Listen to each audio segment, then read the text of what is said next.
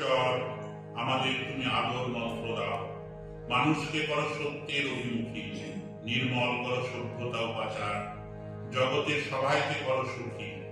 পরানো বিনায় যে অমৃত গান ঘুমিয়ে সকালের নতুন আলোয় জাগরণের সুর দিয়ে জাগ্রত করো।